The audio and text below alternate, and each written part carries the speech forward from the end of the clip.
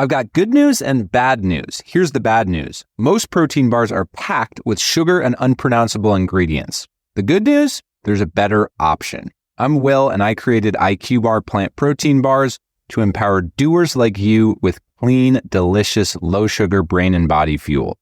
IQ bars are packed with 12 grams of protein, brain nutrients like magnesium and lion's mane, and zero weird stuff. And right now, you can get 20% off all IQ Bar products, plus free shipping. Try our delicious IQ Bar sampler pack with 7 plant protein bars, 4 hydration mixes, and 4 enhanced coffee sticks. Clean ingredients, amazing taste, and you'll love how you feel. Refuel smarter, hydrate harder, caffeinate larger with IQ Bar. Go to eatiqbar.com and enter code BAR20 to get 20% off all IQ Bar products plus free shipping. Again, go to eatiqbar.com and enter code BAR20.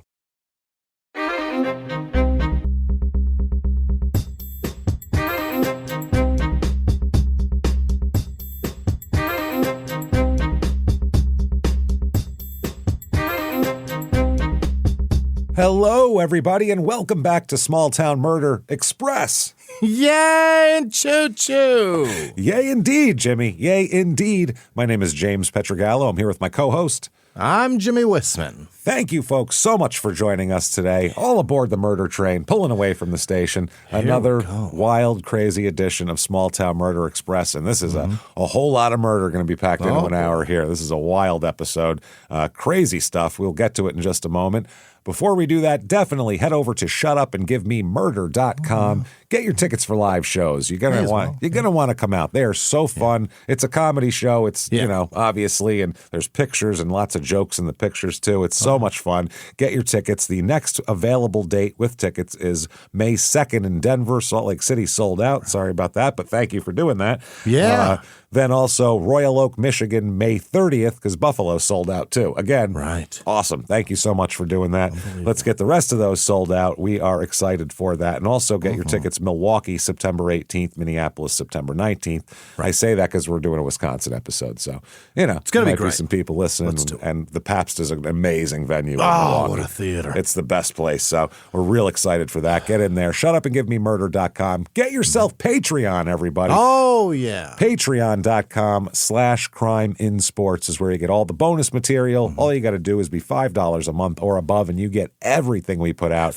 As soon as you subscribe, you get hundreds of back bonus episodes you've never heard before. Then you get new ones every other week, one crime and sports, one small town murder.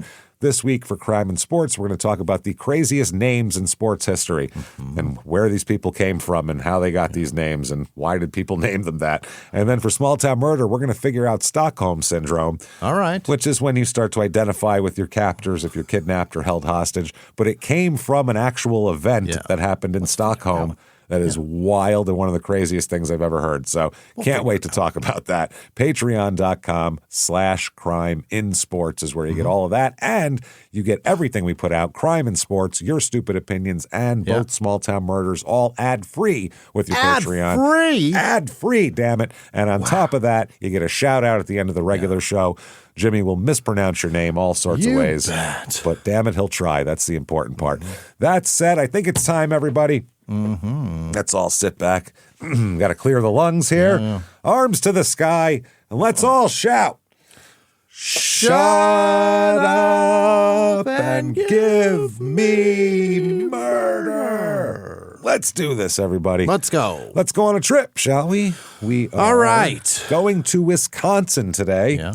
We're going to Fond du Lac, Wisconsin. Yeah, everybody's heard of Fond du Lac. Which is Fond du Lac. L-A-C. And for some reason, the do is not capitalized. Don't know why. No. It's capital F Fond, lowercase D-U. Yeah. Lac with a capital L. So that's French, yes? I would assume so, yeah. Yeah, it's definitely not German.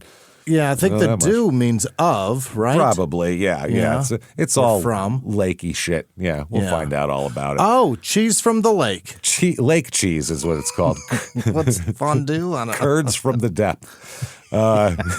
This is in southeastern Wisconsin. It's about an hour 10 to Milwaukee, where we will be performing on September 18th at the Pabst, so you can get your tickets for that while there's still some left. Can't wait. Let's do it. An hour 20 to Madison, where we were last year. Very Where we nice just theater were, there. yeah. It was a theater that had no security, and people were wandering into our green room off the street. That was fun.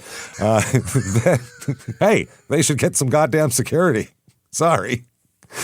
I look That was over. so funny. It was the craziest thing I ever saw. Thank God it wasn't like some crazy giant bearded guy. Thank God it was Yeah. just some lady who was nice, but she could have stabbed us and killed us both in there. She had the same interest as what generally a murder, and that's to be close to us. Yes. And mission achieved. Luckily, she wasn't physically imposing, so we were less scared than we might have been. And I think she was as surprised that she made it in as we think so, did. too. We were. It's like, wow, shouldn't they have? You're here.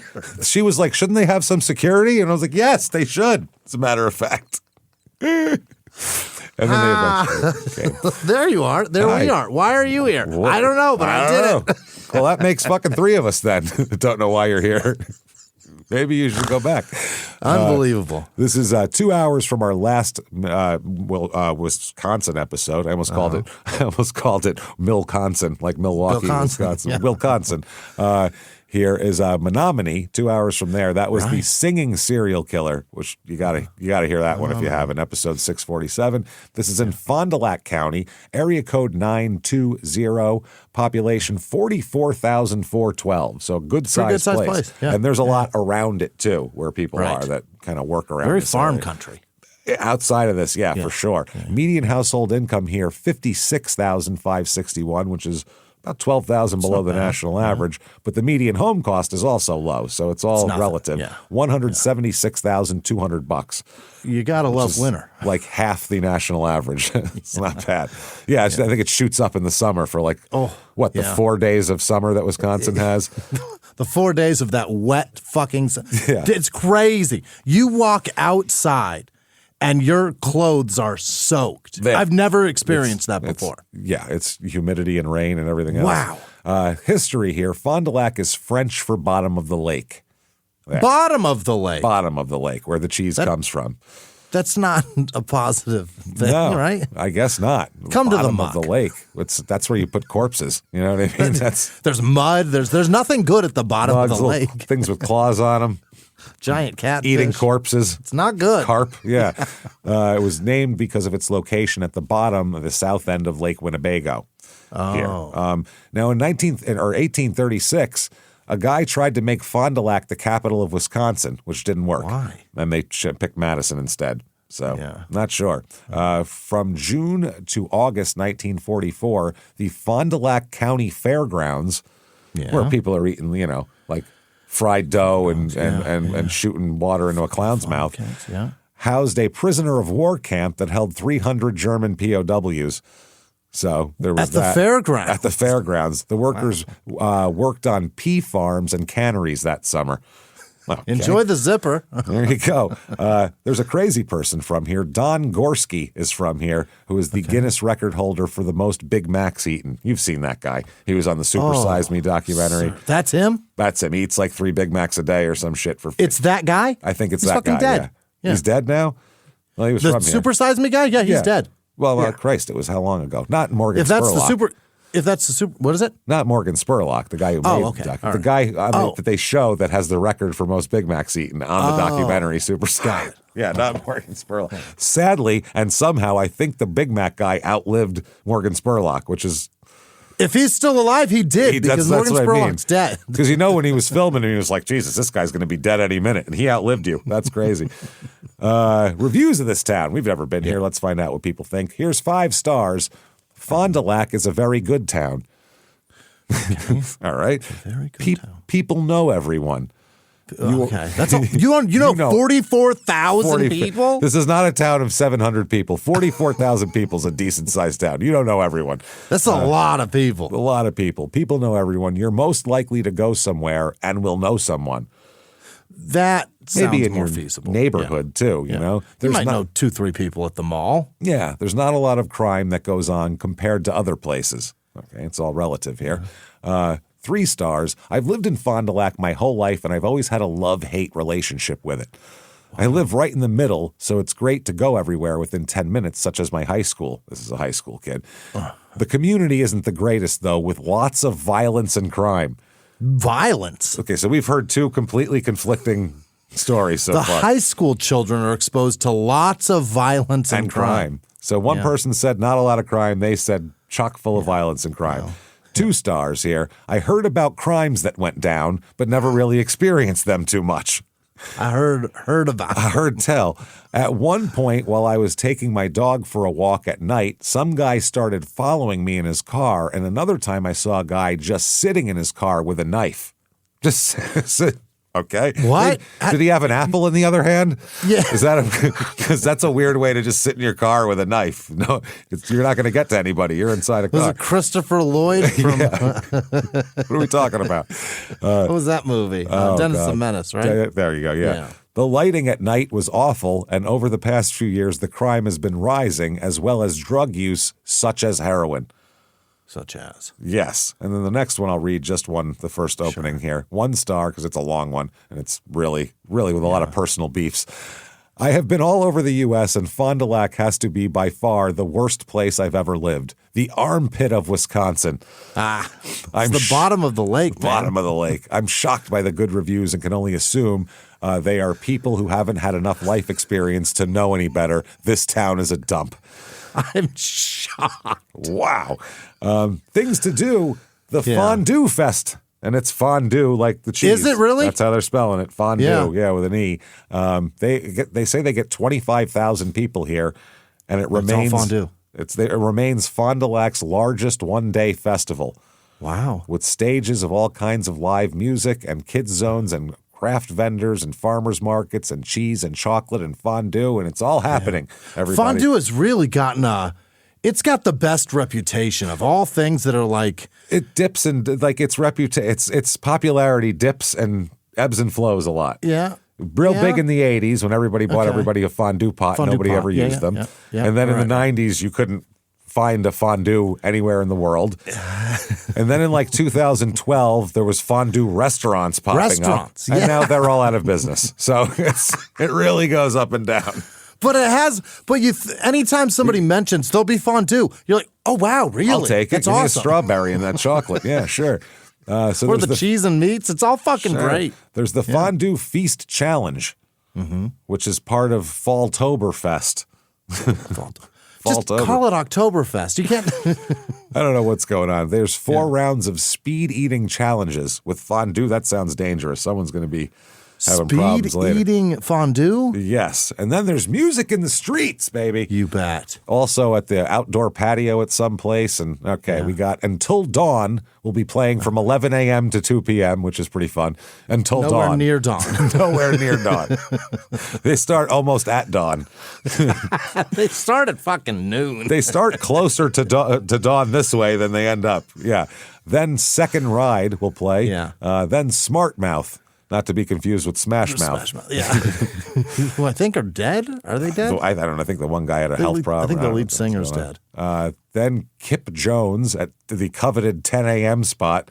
Yeah. Smelling fondue cheese farts the whole time. Jesus. 1:30, Coming Hot. Okay.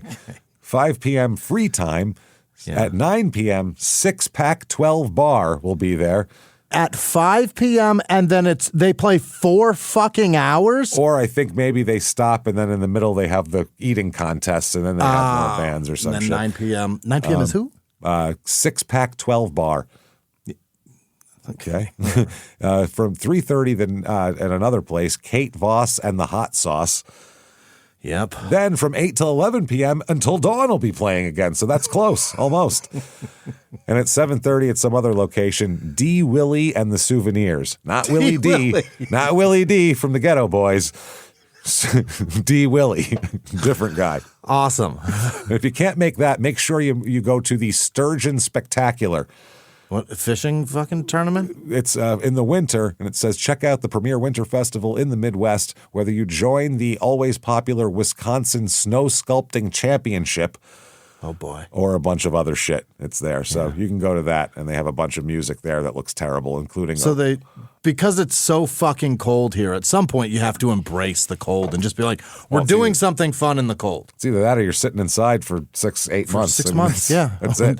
And when the Packers stink, then what do you do? That's what I mean, which is a lot. And then what happens? Yeah. That said, let's talk about some murder. What do you say?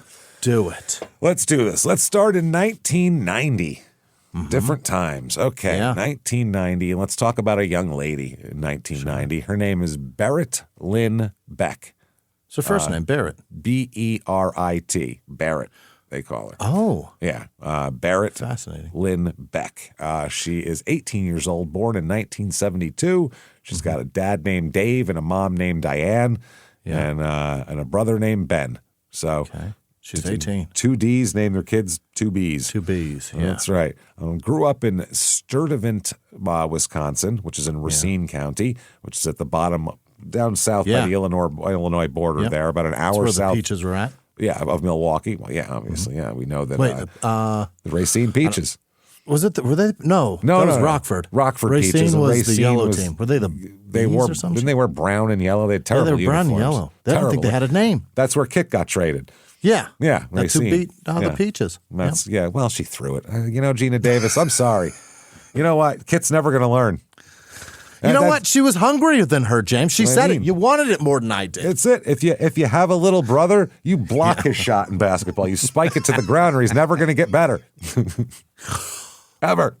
I just had this is probably the most observed thing in the history of that movie. At the beginning of the movie, she told the big brother, let him have a chance, and then told the little brother, kill him. That's what happened to her. I never noticed that until That's how it works. Is that foreshadowing? It obviously is. How many times have you seen that movie? What? 30 years late. Probably 50 times you've seen it if you count PBS viewing. A good 50 times. She basically just told him, throw the game, let him win for Christ's sake. You did it. That's nice. That's why. Yeah. Wow. So she grows up in a little, suburb here. So it's the summer of 1990. She plays a bunch of instruments as well. She's loves music. That's what she's into. She's a real vibrant, out there doing stuff. Yeah. Barrett's a Wisconsin young girl, and she goes hard. She's got energy, and she's got everything we don't have anymore. She's got in spades. Just like everything that dies in your late 20s. Yeah, when that sparkle just kind of goes out of your eye and they dull over. She's got all of that, and her eyes are wide open for having no babies. Barrett. Isn't that nice? Yeah, just no divorces, no kids, no divorces, just easy life so far. Yeah. She got hired as a secretary at Bolt Construction Company in Appleton, Wisconsin, which is a brand new job. Now, the company was bringing her up to Appleton for a 3-day orientation seminar. Nice. That's what she's doing. And this was the beginning of, she's starting to do, I don't think she's going to college or maybe she's going to college in the fall. I'm not sure here. But she's ready to go on this trip to this, this little, or whatever this is, a orientation seminar, 3 days. So she packs up. She's got a 2-tone gray GMC conversion van, big old diddler van. Oh, wow. Conversion. So it's got a bed in the back. Yeah, it's a big boy. Yeah. That's a big with the captain's chairs. That's a camper. Yeah. It's just a big, giant, fat van. It's cozy. So July 17th, 1990, she's leaving Sturtevant. I want to say Stuyvesant, Bedford, but it's not. It's Sturtevant. She's heading north, and her dad's seeing her off. Dave is out there, and it's his van, right? It's her van. It's her van. She owns that. I assume he gave it to her, or I don't think an 18-year-old kid in 1990 said, "Give me the giant gray conversion van." That's what I'm looking for. That's probably the van's yours Looking now. through the auto trader, going, Dad, this motherfucker doesn't know what he's got. Man, I'm telling you, me spinning in those captain's chairs. That's worth $6,000. He's asking $3,000. It's possible, but unlikely. Although you could fit a lot of friends in there if you're a teenager, and Dad would be safe happy because it's pretty safe. It's huge. It's going to plow through whatever you hit. So 3,500 OBO. We could get that for 28. I guarantee it. I guarantee 29 tops. Take the 29 and we'll call it that. So she said, when he says be safe, she says, "Don't worry, Dad. All the people up north are good people." And she pulls out. Yeah, all right. Heading up to northern Wisconsin where everybody's happy. So she drives north. She drives north on U.S. Highway 41, and it's from Milwaukee, kind of goes up through the state toward Green Bay. and it hugs the eastern part of the state, and it's just farmland. Sure is. I've driven this area. It is farmland with signs for places that sell cheese on every exit. Like 7 House of Cheese places on, and every gas station has that bullshit bags of curds and spotted cow, that garbage ass beer. Sack of curds? No, thank you. I don't want your oily curds in a bag. So anyway, that's what it is. And Fond du Lac is about halfway up the route to where she's going. So she stops, which makes sense. It's halfway to her destination. Sure. It's about 11 a.m. on July 17th. She pulls off the highway and heads to the Forest Mall, which is at the intersection of US 41 and Wisconsin Highway 23. It's a big mall, and this is how 1990 it is. Kmart is one of the anchors still. In the mall? In the mall. Kmart's an anchor. So that's old school right there. Wow. I don't think I've ever seen that. The mall by me growing up, Kmart was the anchor on one side. Really? Yep. And then they built a better mall because Kmart was the anchor of that mall. So they were like, I never saw it's right a mall for the with one. It was either Dillard's or Robinson's on Arizona, either end of it. Yeah. And then I'd have Macy's. JCPenney in the middle somewhere. Yeah. Here it's Filene's on one side, which is East Coast Dillard's, I think. They're the same company. Yeah. And then whatever on the other side. Doesn't matter. Walgreens is the other, is inside the mall, not the anchor. This is a wild mall. They got a Walgreens in there? No, a Walgreens and a Kmart. No, Walgreens isn't the anchor. Walgreens is in the mall. Okay. It's just Kmart. It's really, these are details we don't need to be bogged down in at this moment in time. What other commerce is there, James? Jesus, there's a chess king, Jimmy. You want to talk about? Have they got a Cinnabon? Do they have the pleated acid washes? Because I'm really looking for a pair in 1990. Is there a Brookstone? I need a massager. There is a sharper image in here with a chair that you are just going to love. Let me take you there. It's going to blow my mind. So at 11:04 inside Walgreens, she makes a cosmetic purchase at Walgreens. The register receipt timestamps at 11:04. Yeah. She buys a Jolene, Jolen hair bleaching kit. She's very blonde. She's got the super blonde Ric Flair 80s hair, you know. And she's going to blonde it again. She's going to bleach her hair before the seminar so she looks fresh. Yeah. So she walked back to the van, and that's it. Disappears. Never seen it again. Never seen again. We know she walks out. There's no outside security cameras. Nobody sees what happens to her. We just know that her van, she's just never gone. Poof, like it never happened. Wow.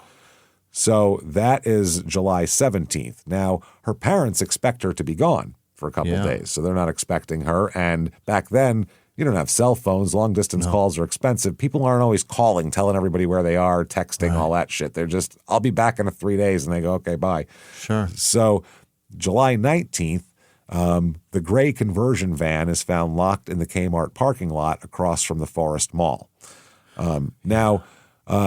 Also here, I'm sure that maybe her work people said she didn't show up, probably called her house. Her parents probably said, well, she left. She should be there. And that's probably why we're looking for her van at this 48 point. hours is a long ride. It's a long time. Yeah. Now, the keys are missing from the van, but the van is there. Okay. And it's locked. So now there's witnesses around saying that the van's been there since probably the previous evening, which is the 18th. But she's nowhere to be found around here, obviously. Okay. Now, inside the van, they find several very suspicious items and some items that just might have some evidence that could help them with this. Sure. They find a ripped red T-shirt.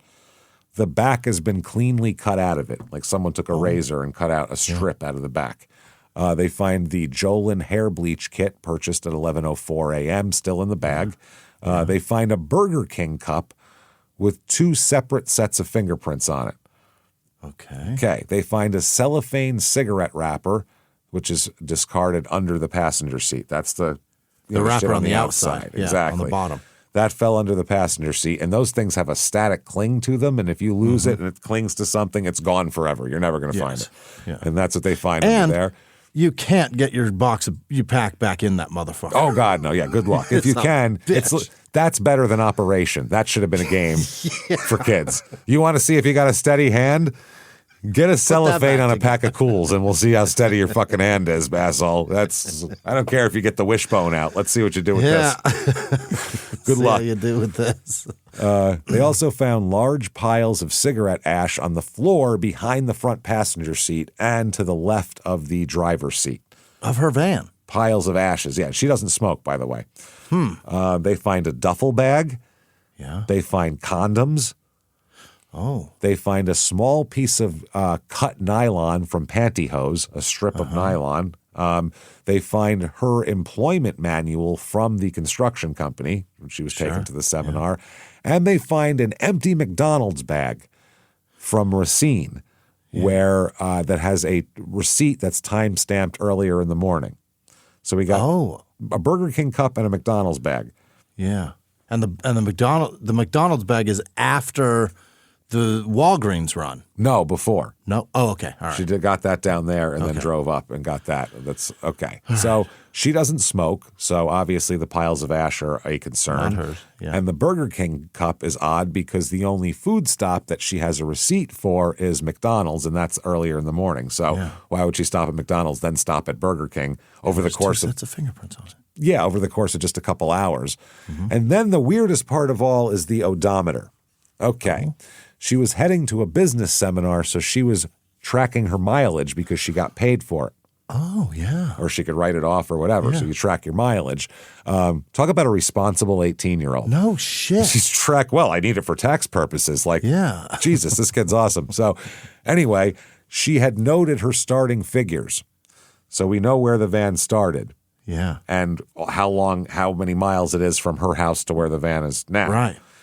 On top of that, in the 2 days since she has been seen, the van has accumulated 462 miles somehow. That van's been moving. So somehow be added to what it was as an extra 462 that shouldn't be there. From her house to this parking lot is so much, and plus 460 something. Exactly. Yeah. So that's crazy. So now they're like, holy shit, what happened? Yeah. Because somebody's been driving the shit out of this car. Yes, and they're immediately afraid that she was abducted and that somebody drove her around Wisconsin for 2 days, basically, holding her hostage maybe or something. So that smoking like a chimney in this thing. Smoking their ass off and drinking Burger King. So, hey everybody, just going to take a quick break from the show to tell you a better way to feed your kitty with Smalls. Smalls.com. Absolutely. I love my kitty. I got a little Brandy. She's great. She's lovely. She is the coolest little cat, and you want to make her happy. You know what I mean? Because cats are a little bit aloof, and you don't know. A dog will tell you right away what makes them happy. A cat's a little harder to tell. So when you have a food like Smalls that you can break out, and as soon as you break it out, they come over and lose their mind, losing it, going back and forth. And the second you put it in the bowl, they're eating it happy and all that. You know you've done something at that point. You know it feels good. And Smalls, you need to do it. This podcast is sponsored by Smalls. After my cat rejected kibble for the millionth time here, we realized that something had to change, and Smalls cat food is fresh. It's protein-packed recipes made with preservative-free, 100% human-grade ingredients that you'd find in your fridge. You can sit down with your cat, grab a fork, and share a meal if you want. And it's delivered right to your door. That's why Cats.com named Smalls their best overall cat food for a limited. So did Brandy, by the way. She agreed.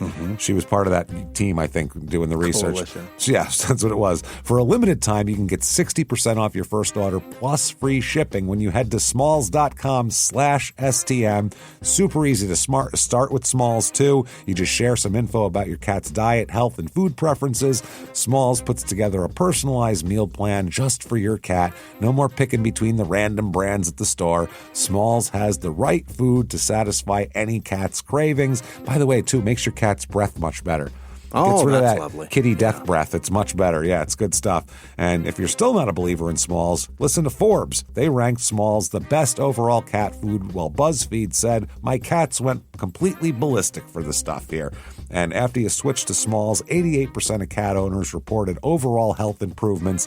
That's huge. That's a big deal. So stop guessing which meals will upset their stomach. For a limited time, because you're a Small Town Murder listener, get 60% off your first order plus free shipping when you head to smalls.com/STM. One last time, that's 60% off your first order plus free shipping when you head to smalls.com/STM.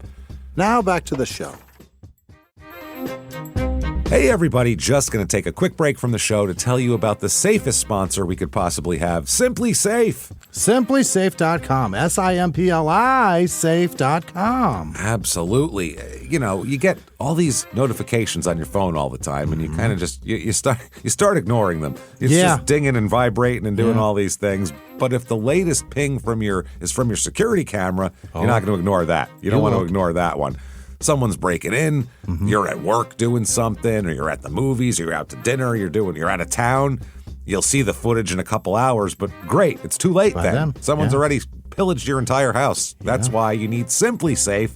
They're not waiting for you. Simply Safe is customizable home security system. It's backed by 24/7 monitoring agents that you can rely on even when you're not around. That's the thing about it. I love Simply Safe. It's the best home security possible. We both use it for everything that we have. Our house is our studio, anything possible. And this is the reason why. Traditional security systems only act after someone's already broken in. That's the problem. It's too late. It's already happened. Simply Safe's Active Guard outdoor protection can help prevent break-ins before they happen. While other security systems and companies, they lock you into this long-term deal here, Simply Safe comes with no long-term contract. They earn your trust every day by keeping you safe and keeping you satisfied. They're so confident in the protection that they provide, they even back it with anti-theft guarantee. And we're not the only ones doing this either. Nope. Simply Safe protects over 4 million people. They have 20 years of experience in home security. They were just named the best home security of 2026 by U.S. News and World Report, and they've been named the best customer service in home security with industry-leading customer satisfaction scores to prove it. It's time, everybody. It is. It's time. Protect yourself. Protect everything you have. Right now, our listeners can get 50% off their new Simply Safe system at simplysafe.com/small. That's simplysafe.com/small. There's no safe like Simply Safe. Now back to the show. They said that they don't know where the van went, obviously, but and where it stopped, because there's no other like receipts or anything that they could tie it to, but it definitely drove 462 fucking miles. That's irrefutable. So it's a mystery. This is a crazy mystery. Not only is this girl gone, but her van is in the same place she left it, but it was driven 462 miles, then brought back to this exact spot, which is insane. Now it has a lot of pieces in it that shouldn't be here. We got a real weird one here. So the sheriff described it as a bold stranger abduction, probably. That's what they said. So she had her hotel reservation. She didn't make it. And there's a statewide, I mean, the media covers this thing like crazy statewide. Yeah. I mean, it's a missing 18-year-old blonde girl. I mean, it's not good. Yeah. Yeah, they're going here. She, I guess they said she would never run away from home. She wasn't that kind of person. She had toured the country with the Continental Singers, which is a Christian music group. Oh. That's what she toured around with them. Her aunt said someone must have caught her off guard. And they said this is past the second day and we haven't heard boo, is what her dad says. So they're very scared, obviously. July 20th, 1990, they're searching for her everywhere. Right. They're trying to find her. The day after the van was found, there's over 100 volunteers that fan out across the area, distributing posters and asking people if they've seen her. If she's 5'10", 140 pounds, blonde hair, last seen in blue jeans and a red T-shirt. So, pretty, statuesque 18-year-old girl who's blonde. If she's around, everyone on Earth will notice her. Yeah. At least every guy will. Every guy on Earth will at least go, oh, look at that giant, striking, tall blonde girl. There she is. Yeah, wow, that's pretty cool. So she'll be seen. So the red shirt that she was wearing is the one that's in the van with the back cut out. Oh, no. Which is not good. Bad sign. They don't quite know that yet, but we'll find that out later. They keep searching. They find nothing. Weeks go by. 1 week, 2 weeks. Oh, my God. 5 weeks go by. No new leads. There's nobody comes forward saying, oh, I saw her over here. I saw her over there. Mm-hmm. No witnesses, no leads, no signs of her, no nothing. Just the van. What about the fingerprints? Well, we'll get to that. The van and 462 unexplained bits of mileage here. So they can't find her, though, obviously. And they said an FBI special investigator said a young, good-looking blonde girl by herself and she's walking into a mall would really stand out if someone is scoping it out. This is Ted Bundy's dream. Yeah. I mean, that's what he tried to get that girl in the mall. Yeah, right.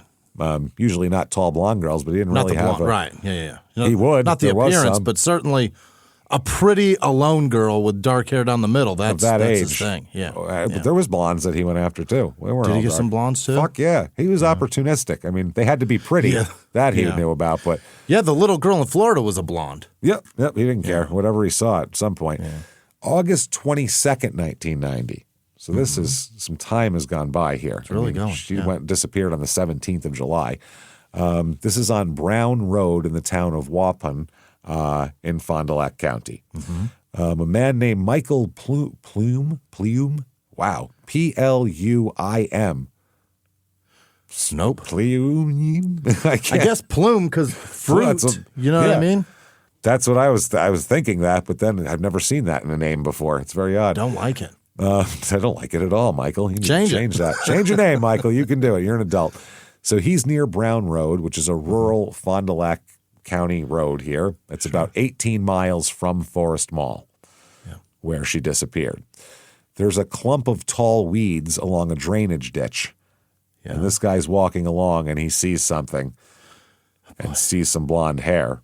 Yeah. And it turns out it is Barrett in a ditch, so badly decomposed after 5 weeks of summertime that they need dental records to identify her. Damn it. Which is horrifying, obviously. Terrible. Just dumped in a fucking drainage ditch on the side of the road. It's somebody's daughter. That's horrifying, man. Jesus Christ. And it means also she was taken from that spot. And right. It's just terrifying. It's terrible. So cause of death is strangulation and suffocation as well. So terrible also. Again, with her is a red piece of cloth, which is the fabric cut from the back of her T-shirt. It was used as a blindfold. Oh, what the fuck? And they find that it was cut off while she was wearing it, which is also horrifying. Imagine how terrifying that would be. The psychological warfare of that is horrible. Yeah. They also recover the length of nylon cut from pantyhose that was used to bind her, and they have the shirt used for a blindfold.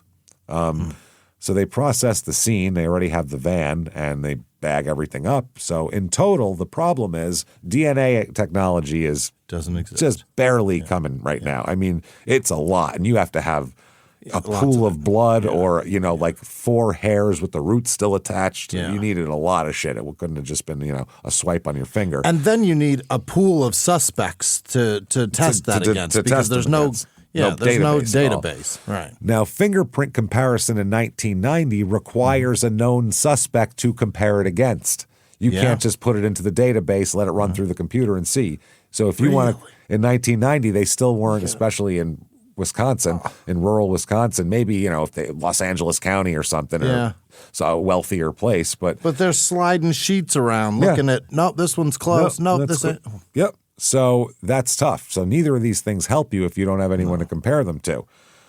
So otherwise, they have this Burger King cup that they think was brought by the perpetrator because she stopped at McDonald's. And if you're a McDonald's girl, you're a McDonald's girl. You're not a Burger King girl. That's a good point. She's a Big Mac chick, not a Whopper gal. You know what I'm saying? Yeah. So they have that, and they have the mileage, and they think that's all they really have to go on. They have an initial press conference announcing no suspects. This is September 14th, and they said that the investigation proceeds without any outside agency assistance. So there's no state police coming in here. It's the sheriff, Jim Gilmore. And the investigators are thinking it's an auto burglary theory. Like they were after the car, which is the dumbest thing I've ever heard because they took the car and then gave it back. Yeah. So that's a bad auto thief. Plus condoms. Yeah. Terrible auto thief at that point. The worst. Really bad at it, I'll say. So they have a suspect after a minute. They have a suspect, and they think this is our guy. His name is Craig, nicknamed Psycho. That's what he's known as. Craig Psycho Hron, Hron. Why does everybody's last name suck? Dude, Wisconsin is just a minefield of last names. It's all there's Polish names and there's weird. Yeah. What's your last name? Ron? How do you spell Ron. that? H? Ron. R-O. So nickname Psycho. Yeah, that's a good guess on. Let's question him. They're pretty polite in Wisconsin. You got to be real crazy to be psycho in Wisconsin. You know what I mean? Like Maybe he's just psychotically kind. Before they would bestow you with that nickname, you'd have to like eat several toddlers or something before they'd be like, "Man, he's a real psycho, huh?" Or he held the door for somebody and then bought their gas and then pumped it. What a That's psycho. a psycho. Although in the Midwest, I'm not sure that would be considered that crazy. They're so nice there. I feel like they would just do that for you. They really are so kind. They're so goddamn nice. So he's a career criminal, a car thief, a bank robber, and, a psycho, generally, as we know. He robbed a bank in West Bend just days after the murder took place and ended up going to federal prison for it. So when they're looking at him, he's already in prison. Yeah. Now, they latch on to him because when he's found, he has a hairbrush that has several blonde hairs in it that don't belong to him. Okay. So they think those might belong. It might be her hairbrush that he stole, and it's a trophy at this point. How did we get on him, though, to look at his brush? Because he's in the area and his name is Psycho. Okay, yeah. That's literally why it is. There's nothing else to connect him to it. He's the craziest fuck in the area. Yeah. And when they found him with the brush, with the blonde hair, they went, and they connected it and said, there's our suspect, because where the fuck else did this brush come from? Yeah. So they're suspected. He's active in auto thefts and robberies in the area in June and July of 1990. They theorized that he targeted her van for the electronics because she had a radar detector and a CB in there. In 1990, that's big stuff. Tough shit. Yeah, so they said it wasn't for the actual van. It was for the stuff in the van. He was in Fond du Lac the week of the abduction and drove unusually high mileage all the time as well. A Washington County farmer identified identified Barrett's van near, Kewaskum? Ooh, Kewaskum. Kewaskum. Yeah. Kewaskum, I hope. Jesus. On July 17th, with a man matching Psycho's description, 5'8", 150, short hair, average build, and said the man was hiding his face. Oh, I bet it's Kewaskum. Maybe Kewaskum, probably. Yeah. So he had robbed the store, and they found the hairbrush, or robbed the bank. They found the hairbrush in his duffel bag along with a stolen revolver. So a clump of his head hairs was compared to some hairs that were in the van. They thought they matched initially, but later on, years later, when DNA becomes a thing, those hairs are ruled out, actually. Not his. Not his. And then also someone he knows named Tim Admonson initially said that Psycho admitted killing Beck and showing him Barrett's body in the van, but then he later recanted, passing a lie detector test. Why do people do this? He said he got the details from the media and just, blew it up. Mm-hmm. Now, also, Psycho's girlfriend isn't helping his cause either. His live-in girlfriend, Jeanette Mickelson, she said she and Psycho checked into a Fond du Lac motel the same week as the abduction. Psycho, Mom, I'd like you to meet Psycho. Hey, Ma, how you doing? If you're single, it's your fault. Just rips a handful of hairs out while he's standing there. There's a man named Psycho who has a live-in girlfriend. Picks up the cat, licks it, puts it down. Nice to meet you. Yeah, Psycho can get a girlfriend. Wow. It's sad. So licks the cat and goes, tastes like paprika. Tasty.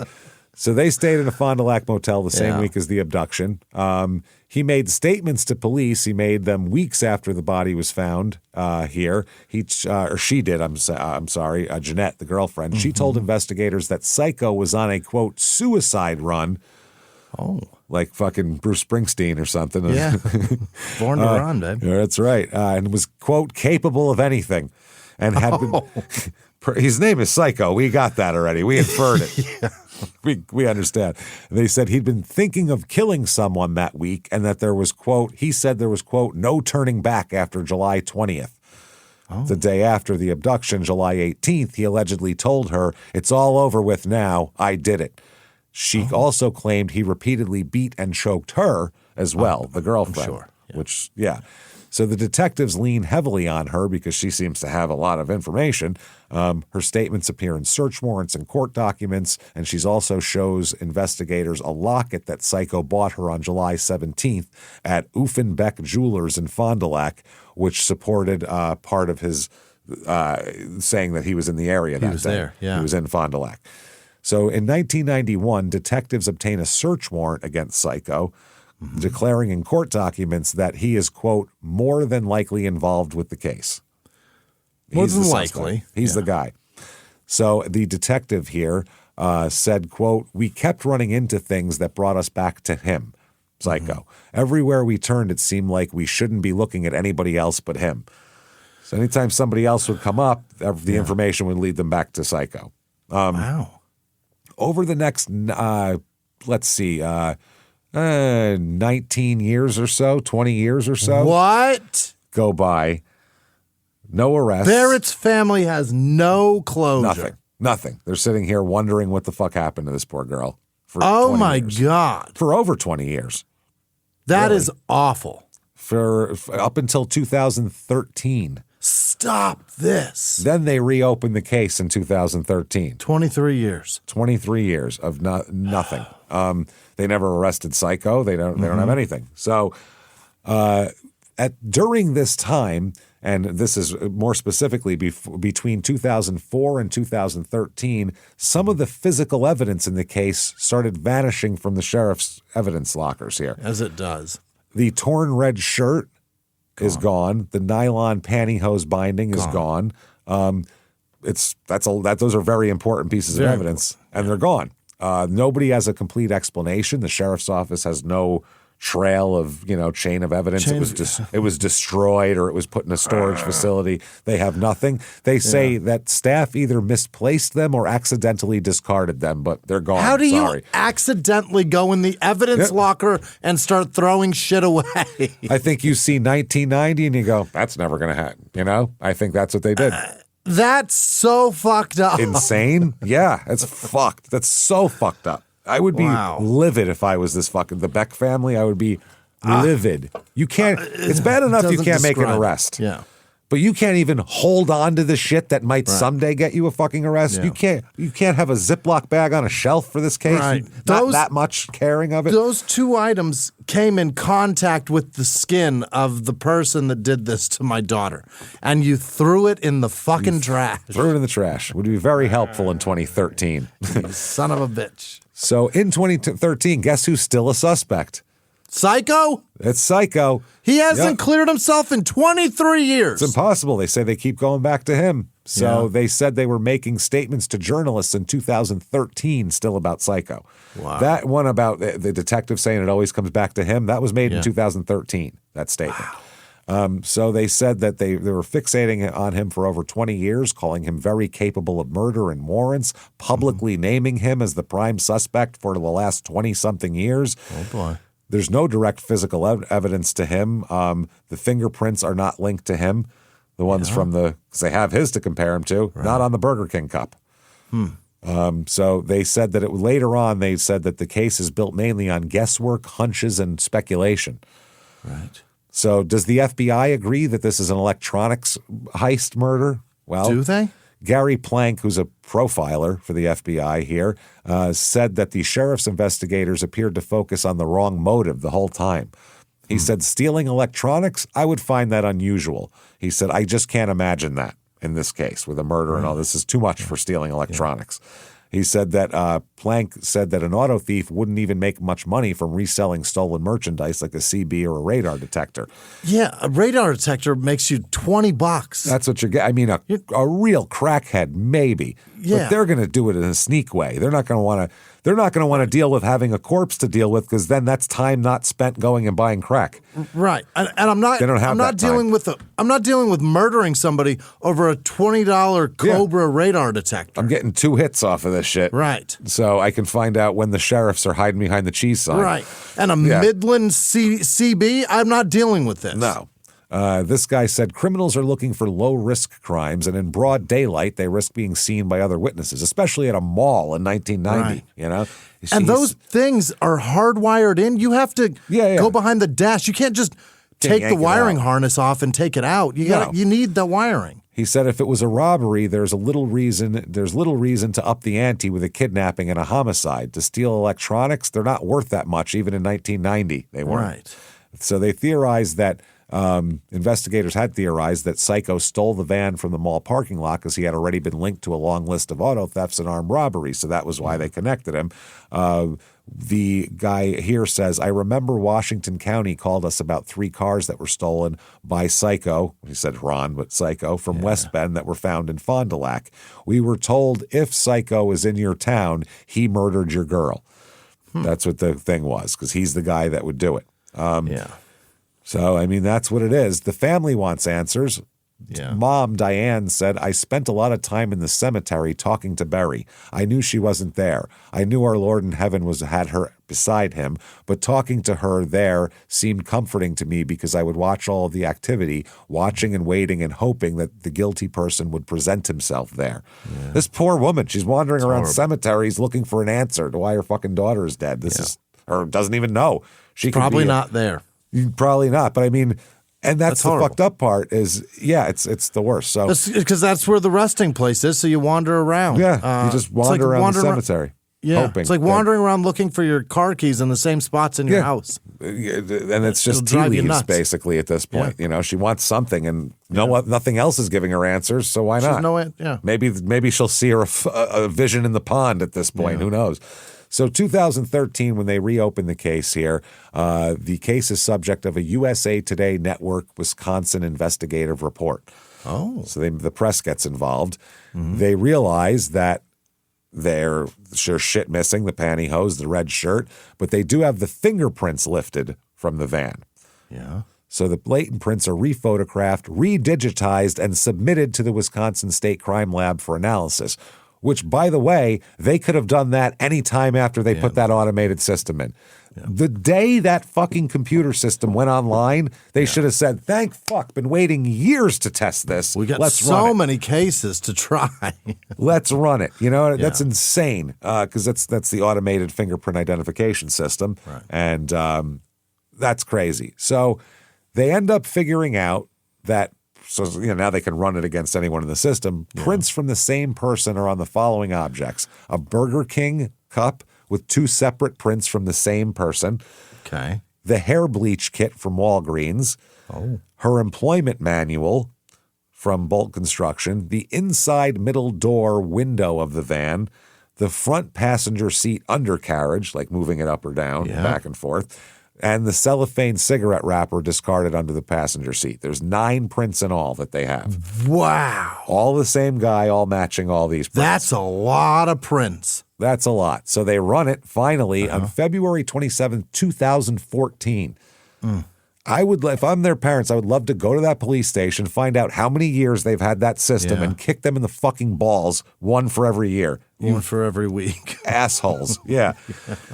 So they run it on a comparison, and they end up getting a hit.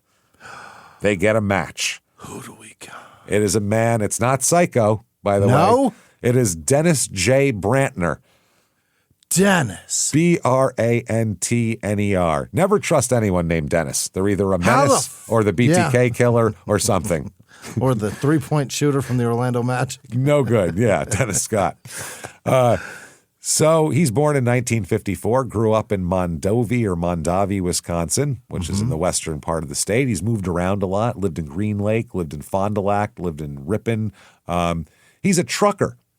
Oh, you son of a bitch. Guess what truckers do? They get all over the place, and they know all the back roads, and they know all that shit in this place.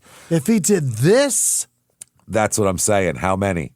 Drove 400 miles with this girl in the car, not worried about it. Let's find out what the evidence is here. Yeah. He's a long-haul truck driver since 1979, also worked as a welder, another people with some shady characters in it. Yeah. Not an untrustworthy job, but I know some welders and they're shady.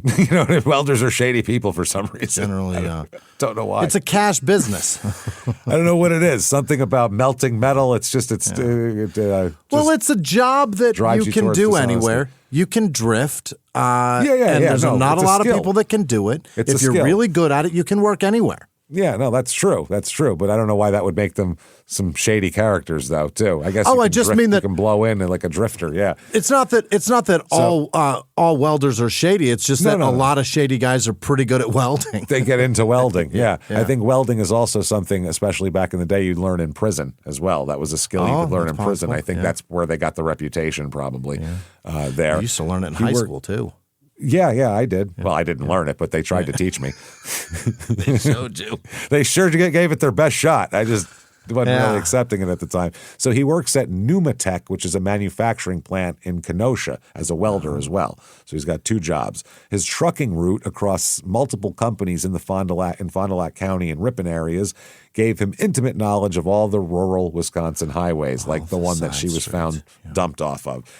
They established that his delivery routes for a Ripon area trucking company regularly brought him through the intersection of State Highway 26 and U.S. Highway 151, directly adjacent to Brown Road, where she was found in the ditch. He passes it all the time. Been through there all the time. All the time. He works that road all the time. He knows it. So the investigators, after the hit, they look into him. Yeah. And they monitor his Facebook account, which you couldn't monitor a murderer's every movement like that back in the day. That is fascinating. Imagine if they were like, pull up Ted Bundy's Facebook. Let's see what he's up to. Oh, he's out at a bar tonight watching the Washington game. Okay. Have you seen the TikTok murderer documentary? They caught him because in his live chat, he was telling where exactly he was and what time it was, and the cops just showed up there. It's fucking great. Hey, how are you? Hey, stupid, how you doing? Yeah. He should be stupid instead of psycho. He's more stupid than crazy. So they're monitoring his Facebook account after he became a suspect, and they discovered that he had shared a post about a different young blonde woman who was reported missing from Columbus, Ohio. He was actively following and sharing things about the disappearances of young blonde women all over the place. Oh, my God. He's got a thing.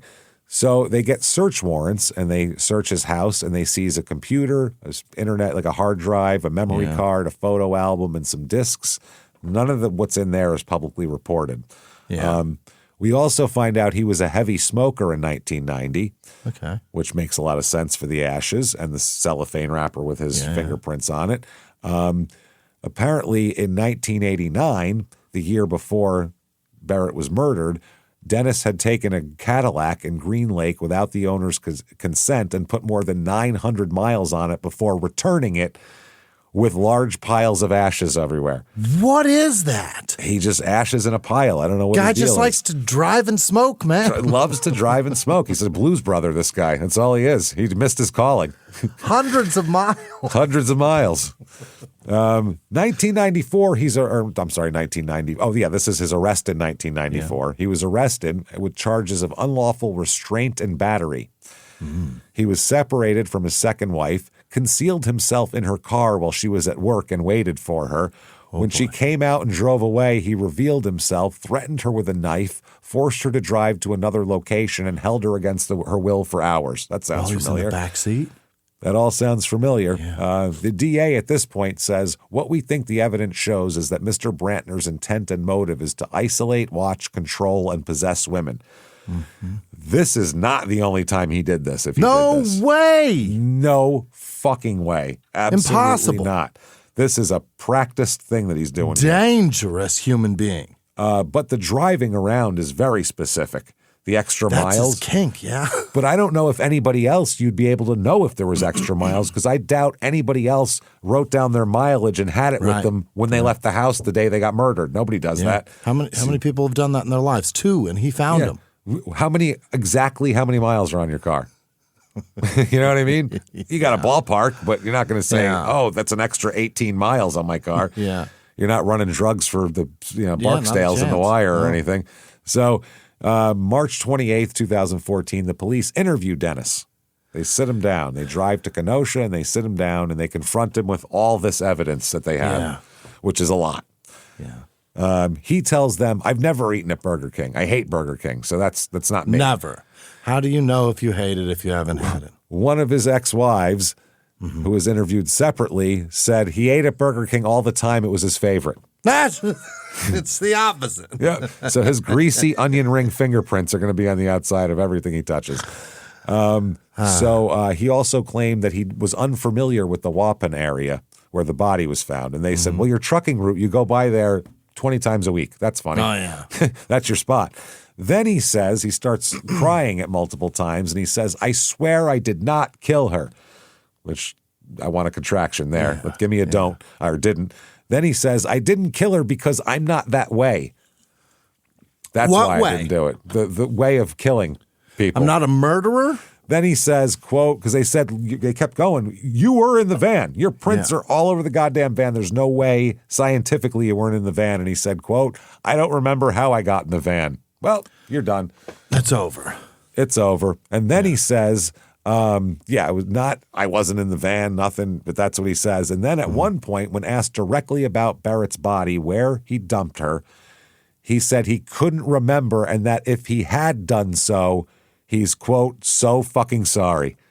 No, I don't remember. right. I don't think I did it. But if I did murder an 18-year-old and callously dump her on the side of the road, I'm so fucking sorry. My bad.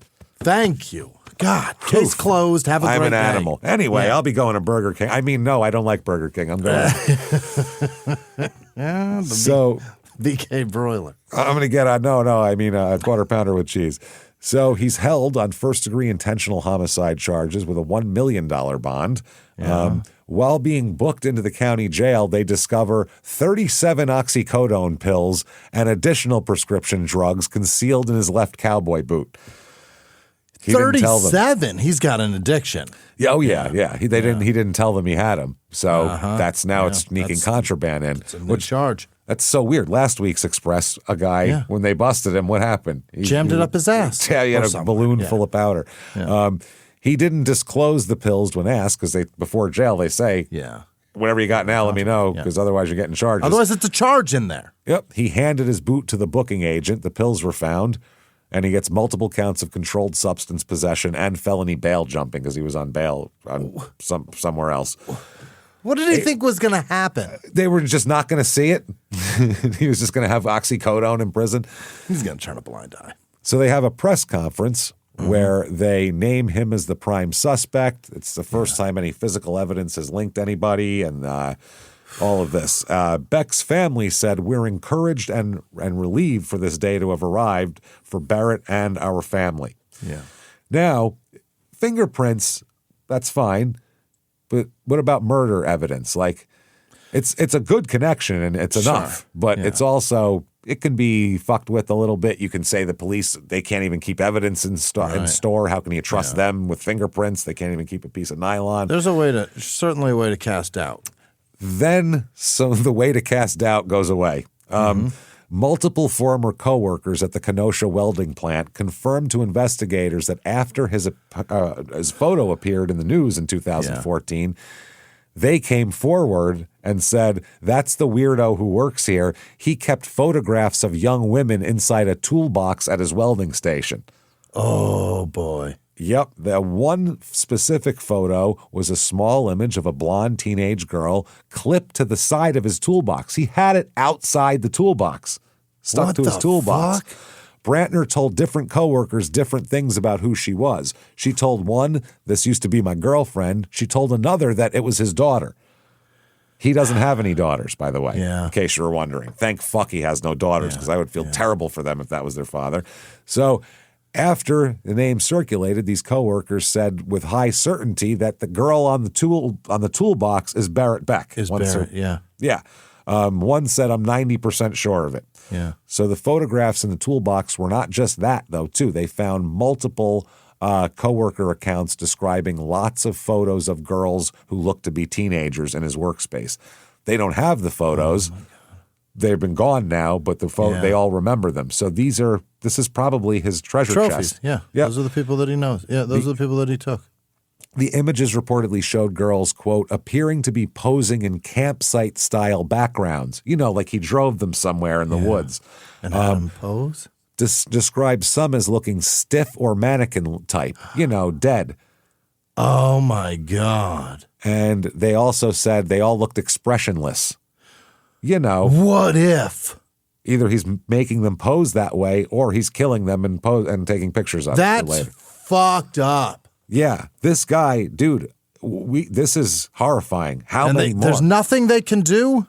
I mean, I guess Unless you could run his talks. DNA, but who knows if they've kept anything samples from back then. They probably got destroyed too. You got to find the bodies first. That's the thing. They don't even know who he killed. They don't Yeah. they could use these pictures, but Jesus, run his database, run his DNA through every goddamn database there is. Everyone on the planet. If he killed that many girls, you're bound to get a hit now or then, So should we feel bad for Craig Cron? Because he's been harassed and called a murderer Psycho? publicly for 20 years. Should we feel bad for Psycho? He's lived a life with the nickname Psycho. Tell me more. Tell me why I shouldn't. You shouldn't me a feel good bad reason. for him. He was never charged with the murder, but Yeah. there was never any evidence, obviously. Anyway, in 2013, he goes back to prison for attempted murder of his ex-girlfriend when he stabbed her in a Walmart parking lot. Psycho is all class. He's all class, if nothing else, isn't he?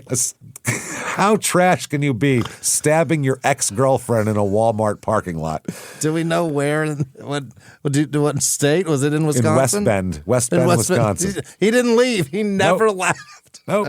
Her name was Tammy Jolly, I guess. She suffered non-life-threatening stab wounds to her right shoulder, chest, and forearm. He was hacking He at her. stabbed the shit out of her. Yeah. She lived with him for more than 4 years in Fond du Lac and West Bend. She left him around July 23rd, 2013 to move into another apartment with a different man. She told He's Psycho. having none of it. Yeah, no, God, you can't. A guy like Psycho. You know don't what leave Psycho. You know what she told Psycho? I was tired of being punched and tossed around, because you're a psycho. They said that he attacked the woman on August 4th, moments after she finished her overnight shift at the Walmart. Oof, that's depressing. Oh, she works there. And she gets beat up, too. She worked a shift, came outside, and got her ass stabbed. kicked? What a fucking jerk. And she said, somehow that wasn't the worst part of my day. I just did 8 hours at Walmart, so it was way worse. I've had a hell of a day. She was returning to her Chevy Blazer in the parking lot about 7 a.m. when he suddenly attacked her. He quickly pulled out a black-handled folding knife with a 3-inch long blade. The cop said, the complaint says, she believed it was his intent to kill her, take her vehicle, and her teenage son. Oh, my God. He tried to yank her out of the vehicle as he stabbed her multiple times. Wow. He accused her of making false reports to the police in the hopes of sending him back to prison because he had been in prison several times. What do you think this is going to do? As I cold and stab you. How dare you tell the cops bad things about me? In order to put guy. me in prison as I I'm a good attempt fucking to murder guy. you. Bitch, what the fuck? Wow. So she tried to kick him and draw attention from others, screaming, call 911, I have a restraining order. A couple of men ran over, grabbed Psycho, and pinned him down to the parking lot until police arrived. Nice. Walmart surveillance cameras captured the entire incident.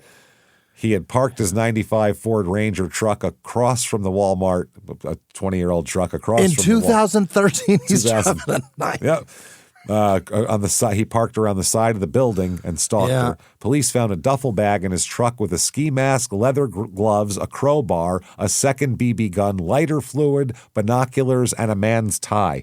Why does he have all of that? He's going to be super formal while he does crazy shit. That's my 007, baby. okay. Gloves, got my ski mask. Here's my crowbar, my BB gun. Going to set something on fire. Psycho Hold on a minute. Rob. Wait a minute. There we go. Got it all adjusted. Do I have a nice Windsor on there? Is it straight? Double. So he's sentenced to 25 years in prison for that.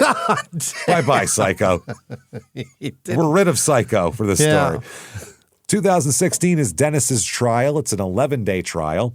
The judge ruled that the defense could not bring Psycho in as an alternative suspect because he's been proven not to be. So his name was kind of kept from the jury there. The judge also said if there's ever a retrial, if any of this trial doesn't go right and there's a retrial, I might reconsider that. Who knows? Okay. Yeah. The prosecution presents all the fingerprints, his familiarity with the body dump location, the Burger King paradox there, the toolbox photographs and testimony from all of his coworkers talking about that. In opening statements, the DA said, draw the conclusion from the evidence. What the facts prove beyond a reasonable doubt, he killed Barrett Beck. Yeah. There you go. The defense says, what are we talking about here? What are we talking about? The chain of custody is a disaster here. Who fucking knows what happened? Missing physical evidence, and they said fingerprints prove presence, not murder. Yeah. He said, you'll hear no evidence of any connection between the two, him and her. Yeah. They never crossed paths, never in the same area, total strangers. What? He Don't just do felt that. up her van. Don't Explain why he felt up her van. That's what right. you do. That's all you can do. Fingerprints prove presence. He's never been there. What? Don't. So they bring in the crime lab analyst here, who they say that the talk about the 1990 collection process. Former coworkers testify about the toolbox. They talk about the matching fingerprints. The defense points out facts the prosecution could not explain, including an unidentified fingerprint on the steering wheel column. They never found out who that was.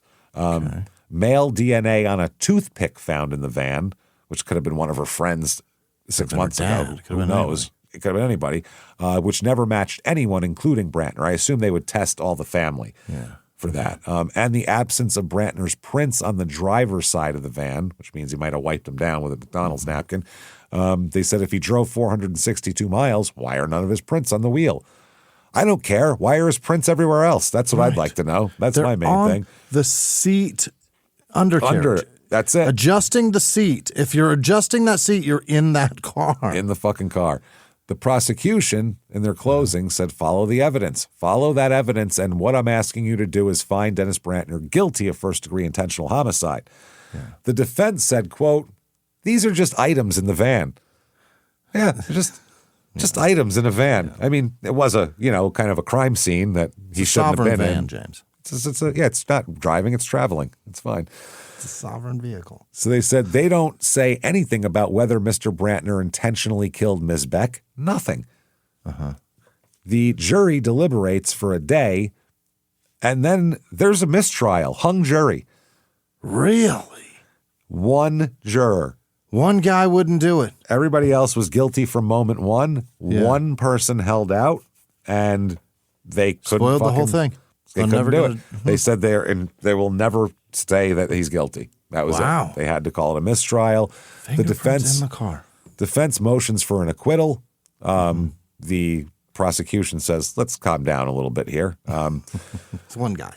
The defense says there was no direct evidence linking Brantner to Beck's death. The state's entire case rested on fingerprints. No witness implicated Brantner in the killing. No physical evidence tied Brantner to the killing. The only portion or potential evidence that could have done so, the remnants of the red shirt and the pantyhose, were lost or destroyed by the state. Yeah. But the prosecution says, we're going to retry him. Don't worry about that. Good. They do that because a former girlfriend of his, Terry Kaczynski, who had initially denied dating Brantner when she was first interviewed, came forward with the correction. She said she lived with him for a year in the late 90s.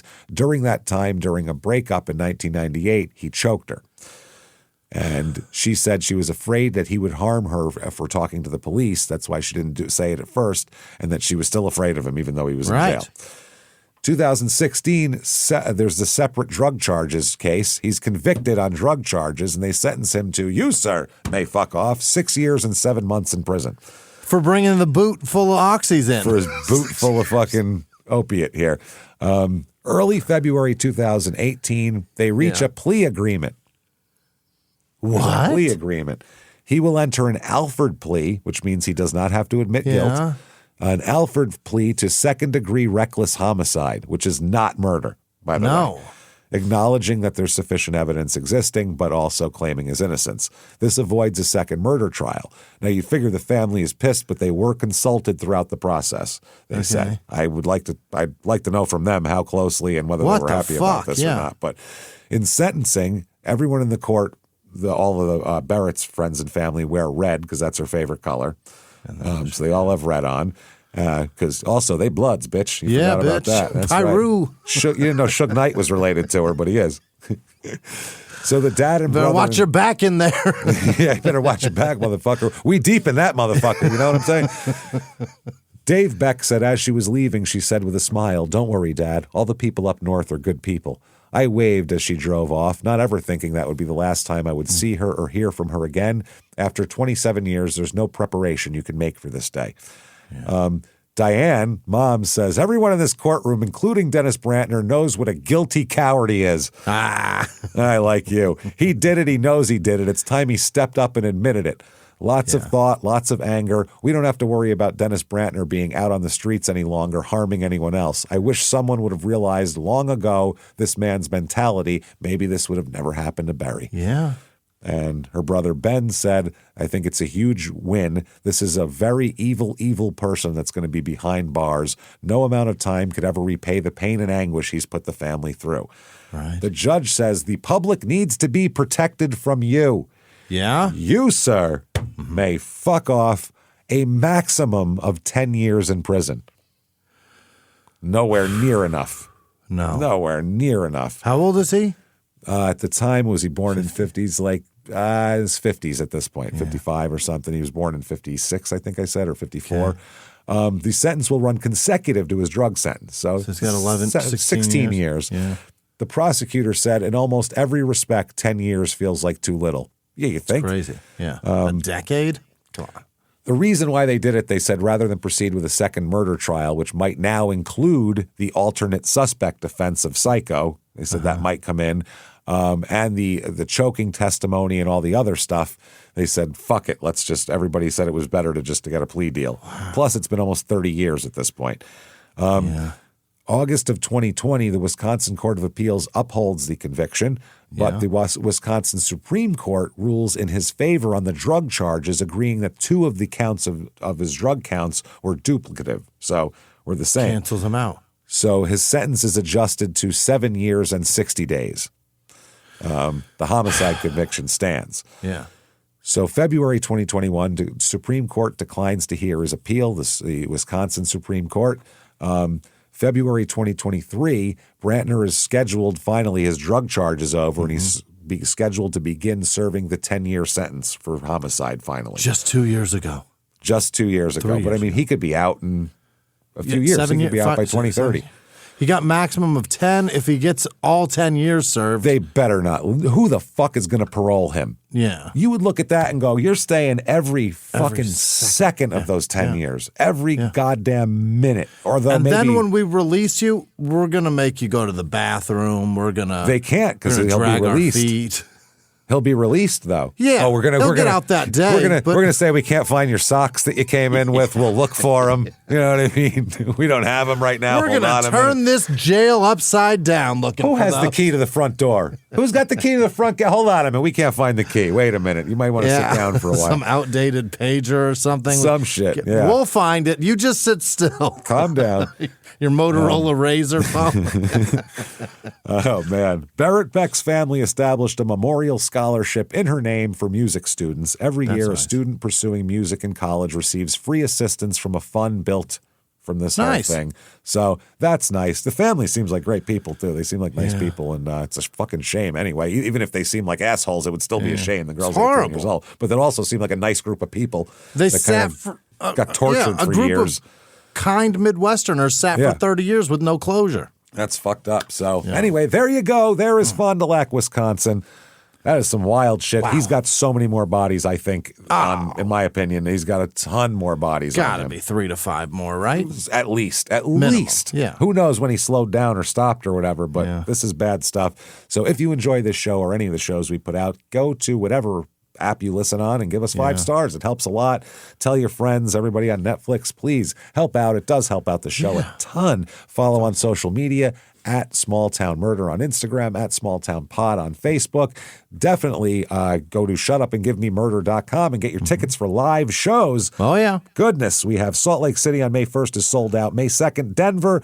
May 29th, Buffalo, that's sold out. May 30th, Royal Oak. And September 18th, Milwaukee. All you Wisconsinites listening, get in there. And September 19th, Minneapolis. Shutupandgivememurder.com, patreon.com/crimeinsports, where you get all of the bonus material. Anybody $5 a month or above, you get everything we put out, including immediately upon subscription, hundreds of back bonus episodes you've never heard. New ones every other week. One Crime and Sports, one Small Town Murder. You get them all. This week for Crime and Sports, we're going to talk about the craziest names in sports sports history and little bios, maybe a why they have that name. Sure. Not nicknames, but name names. Yeah, real names. Yeah. Real names. And then for Small Town Murder, we're going to talk about where Stockholm Syndrome came from. Terrific. The feeling, whatever, identifying with your captors. It came from a real event that is the craziest shit I've ever heard in my life. And I can't wait to tell everybody about it. We're going to have fun with that one. Patreon.com/CrimeInSports. And you get a shout out at the end of the regular show. And you get every damn show we put out ad-free as well. So do all that. Keep coming back and seeing us. Shutupandgivememurder.com if you want to get tickets, if you want to find us on social media, anything to do with the show, it's all there. Keep coming back and hanging out with us. And until next week, everybody, it's been our pleasure. Bye.